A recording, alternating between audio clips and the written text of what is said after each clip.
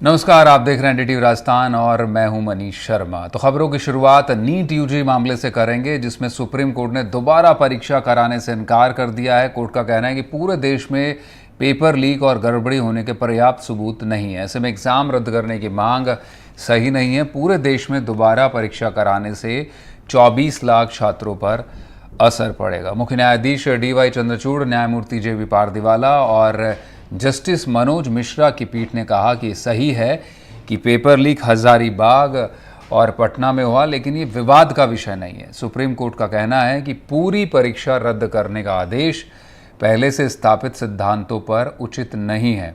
निष्कर्ष निकालने के लिए पर्याप्त सबूतों का अभाव है। नीट यूजी परीक्षा के परिणाम में गड़बड़ी हुई है और ये व्यवस्थागत खामियां हैं।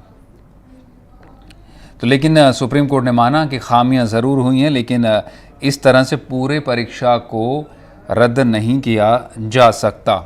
तो एक बैच में जो प्लीज़ याचिकाएं लगी थी, उसको लेकर जो इरेगुलरिटीज़ हुई हैं जो नीट यूजी एग्ज़ाम में, उसको करीब 4 दिनों तक कंक्लूड किया सुनने के बाद। और कोर्ट का ये कहना है कि ये जस्टिफाई नहीं है कि उसे ख़त्म किया जाए। हमारे सहयोगी आशीष भार्गव, सीनियर सहयोगी, जुड़ेंगे, उनसे जानने की कोशिश करेंगे इस फैसले के क्या मायने हैं और आगे को लेकर भी क्या अब रुख रह सकता है, कोई वापस में रिव्यू पिटीशन भी लग सकती है, इसको लेकर भी बात करेंगे। Court has today rejected our prayer for re-NEET. Although court has confirmed that the leak was happened at Patna and Hazaribagh, but they have declined for re-NEET. Court has further directed to identify the other tainted person during the course of investigation, and if such person were found or students were found, they were to be debarred from the examination process. Court has also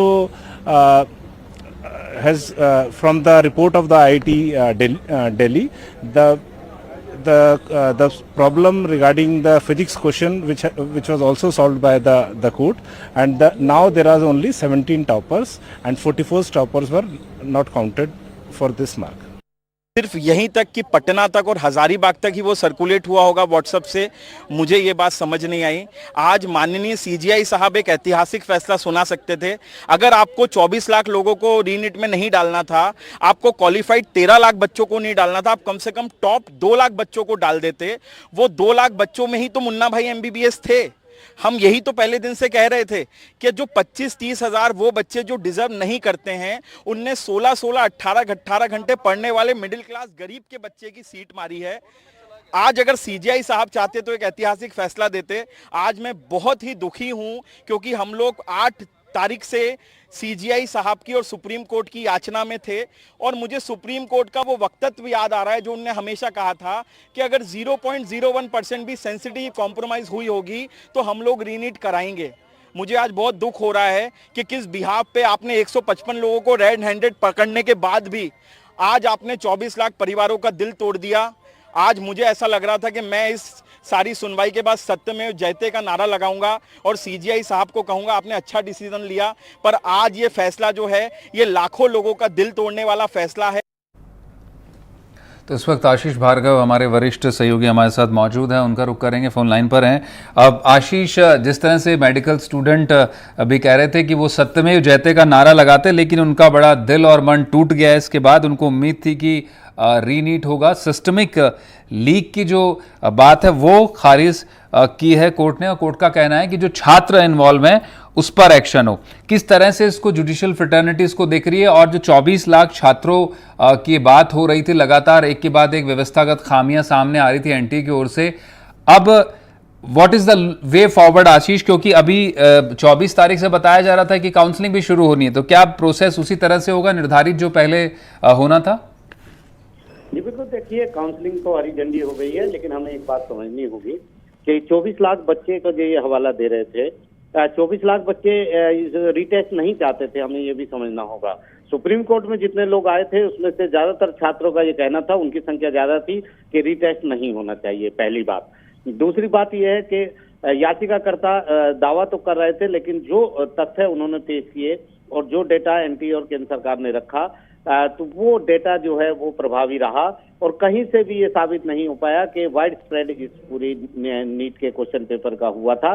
paper leak हुआ, ये supreme court ने अपने आदेश में कहा है, लेकिन कहीं से भी ये साबित नहीं हो पाया कि पेपर इतना लीक हो गया था कि उसको रद्द करके दोबारा यहाँ पर रीटेस्ट कराया जाए। आज जो सुनवाई चल रही थी उसमें एक बहुत सारे स्टूडेंट की तरफ से एक वकील पेश हुई थी और उन्होंने कहा कि वो नक्सल प्रभावित क्षेत्रों के छात्रों को रिप्रेजेंट करती हैं, जिन्होंने बड़ी मुश्किल से दूर दराज जाकर अपनी परीक्षा दी थी और वो कतई नहीं चाहते कि उनकी दोबारा परीक्षा हो। बहुत सारे स्टूडेंट ऐसे थे जिन्होंने यहाँ पर याचिका लगाकर कहा था कि वो दोबारा परीक्षा नहीं चाहते।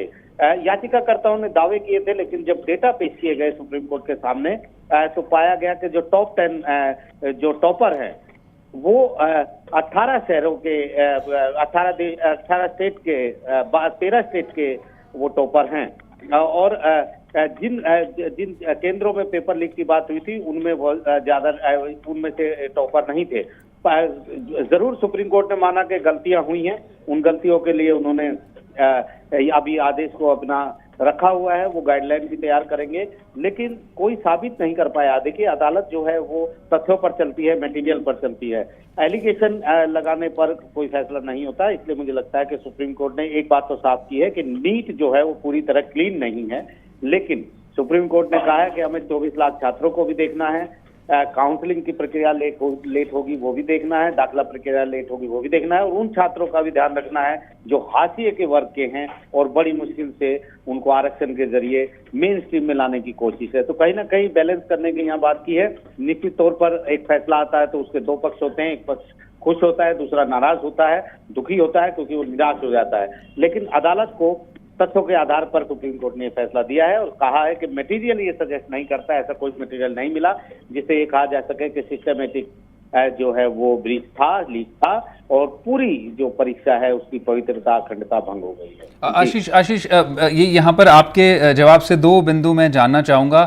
एक तो क्या ऑप्शन बनता है अब, क्योंकि जो नीट के पक्ष में जो याचिका करते थे उनके पास में क्या किसी तरह का कोई अब रिव्यू का ऑप्शन है? दूसरा, क्या कोर्ट ने इस आधार पर कि जो मटेरियल जो होना चाहिए था वो एब्सेंस ऑफ मटेरियल, इस वजह से ये कंक्लूड किया, या फिर छात्रों की जो बड़ी बात थी कि 24 लाख छात्रों के साथ वापस से एक बार रीनीट कराना वो अपने आप में जस्टिफाइड नहीं हुआ क्योंकि आने वाला शेड्यूल सब प्रभावित होगा, क्योंकि इस बात का भी सीजीआई ने जिक्र किया। तो क्या दोनों बातें क्लब हैं इस फैसले के अंदर? ये देखिए, पहली बात, सुप्रीम कोर्ट देश की सबसे बड़ी अदालत है, उसने एक फैसला दिया है, उस फैसले के खिलाफ अपील तो नहीं हो सकती, लेकिन उसके खिलाफ रिव्यू, उस फैसले पर रिव्यू फाइल हो सकती है। सुप्रीम कोर्ट से दरखास्त की जा सकती है कि अपने फैसले पर पुनर्विचार करे। हालांकि इसके गुंजाइश बहुत कम है क्योंकि एक बार जब सुप्रीम कोर्ट विचार बना लेता है तो उसको बदलना बहुत मुश्किल होता है। दूसरी बात यह है कि हमें ये समझना होगा कि ये कोई छोटी ऐसी हियरिंग नहीं थी, एक बड़ी लंबी चौड़ी हियरिंग चली है जिसके बहुत सारे पक्ष थे। सुप्रीम कोर्ट ने एनटीए से भी जवाब मांगा, डेटा मांगे, सेंटर से भी मांगा, सीबीआई जो पूरे मामलों की जांच कर रही है उनसे भी स्टेटस रिपोर्ट मांगी और बिहार पुलिस जिसने शुरुआत में इसकी जांच की थी उसकी भी रिपोर्ट सुप्रीम कोर्ट ने मांगी। तो कहीं ना कहीं सुप्रीम कोर्ट चाहता था कि वो जो भी फैसला सुनाए वो तथ्यों के आधार पर हो, मटेरियल के आधार पर हो।